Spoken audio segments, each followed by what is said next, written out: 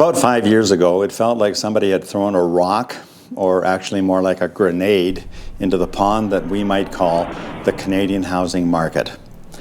The intense nature of that disturbance was so blunt and abrupt, amazing really, that it kind of took everybody by surprise. It was like a virtual explosion in the market in our largest cities. This was followed by a series of convulsive or concentric waves that kind of spread out from these cities across the country. The overall consequence of this mass disruption was so stark, so severe really, that we're still feeling many of the aftershocks today. And I suspect we'll probably continue to feel them for quite some time. Remember this, from the latter part of 2020 through to the beginning of 2022, the average price for a house rose in such rampant fashion that it put many people in the position of believing or thinking that they would never ever be able to own a home. Talk about disconcerting, disheartening. Now, the way that this played out, the way that it happened, was surprising. You know, many buyers, especially in the most robust, expensive markets like Toronto and Vancouver, saw this sudden upsurge in pricing. And because of that, they began to look elsewhere. In our case, here in Ontario, elsewhere was toward the smaller cities outside of Toronto, places like Kitchener, Oshawa, Barrie, etc. This in turn created a ripple effect where people in these smaller cities who were also feeling the upward price pressure decided to expand their home search to more affordable towns nearby. And so the ripples continued across the province and around the country, all in the name of affordability. But then, about 2.5 years ago, there seemed to be the beginnings of an about face. We started to see a number of these urban transplants deciding to sell their house in their smaller towns and cities in order to move back to the larger city from where they had come. It seemed like the ripple effect was coming to an end, or perhaps now going in reverse.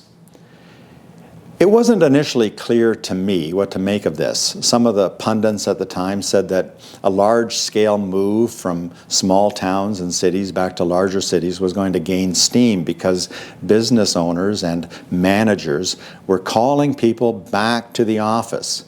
They didn't want to continue allowing their employees the luxury of working from home.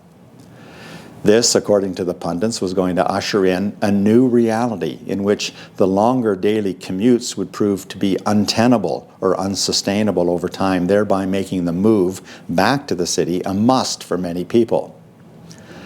But if that was part of the rationale for a reverse ripple effect, to my way of thinking, it wasn't the only thing. I also discovered in my role as a realtor that some people were moving back to the city from where they had come for a different reason. For them, it seemed, the novelty of small town living had kind of lost its appeal. Rural living wasn't as charming as what they had imagined. If anything, they kind of missed the anonymity of being in a larger center with its, varied cultural life, its greater selection of restaurants, and its constant bustling activity. Now, I personally love living in a smaller community.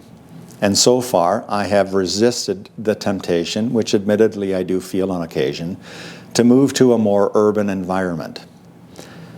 Thus, not that long ago, I recall encouraging a young family to not make the move back to the city from where they had originally come because they hadn't given this smaller community enough time. The smaller city has its attractions as well, I said. But these encouragements fell on deaf ears because this young couple had already made up their mind. They were adamant about selling their house and moving back to Mississauga.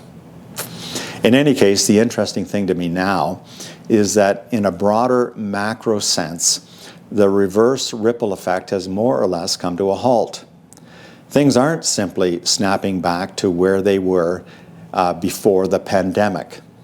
The frantic urgency that was once driving people out of cities to smaller communities has eased And with house pricing having moderated across the board, with markets everywhere being more balanced, a quieter and more deliberate version of that earlier migration is beginning to reassert itself.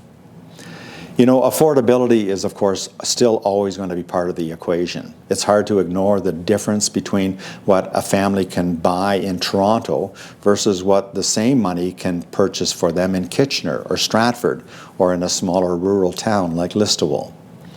But the current renewed interest in moving away from a large or medium-sized city is based on more than just finances. It seems that people are also lured by the discovery that small-town living offers a wonderful and a beautiful psychological relief from the intensity of city life. You know, there's fewer crowds, less traffic, a slower pace of life, a friendlier, familiar vibe, and a greater sense of personal space. All of this contributes to the subtle but real differences between rural and urban lifestyles. What makes this even more interesting, to my way of thinking, is that it's happening in a world that, broadly speaking, is still urbanizing. You know, globally, more and more people are moving away from rural areas into cities. And yet, in Canada, that trend is not nearly as pronounced. It's not that people are moving en masse in one direction or another. In fact, Canadian cities are still growing as well, but the trend in migration away from cities to smaller rural communities is definitely part of the overall mix. The question for many people is no longer, how close can I get to the downtown? Rather, it's more like, where do I actually feel like my life works best for me and for my family? Now, for some, of course, the answer will undoubtedly always still be a condo near a subway line with restaurants and theaters nearby, within walking distance. But for many other people, it's looking more and more like a small town with a slower rhythm and a bit more space with less daily friction is the right fit for them. So let me ask you, where do you fit into this uniquely Canadian milieu?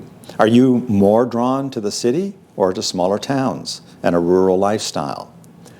Personally, I kind of understand both of these preferences. Nanda and I have lived our entire married life in a small rural community. But we also spent formative years growing up in mid-sized cities in Guelph and Kitchener, respectively. And we sometimes still kind of imagine ourselves moving back to one of these cities nearby. Now, to be clear, we're not seriously thinking about moving anytime soon. But we do still like to imagine these various options. And of course, we enjoy vacillating between them in our conversation. If you live in the city and would like to explore a rural lifestyle, then I invite you to reach out to me and or check out my YouTube channel called Living in Rural Ontario. There's no need to make a decision, of course, but it is fun to kind of explore options. Anyway, that's all for now. Thanks for watching. We'll talk again soon.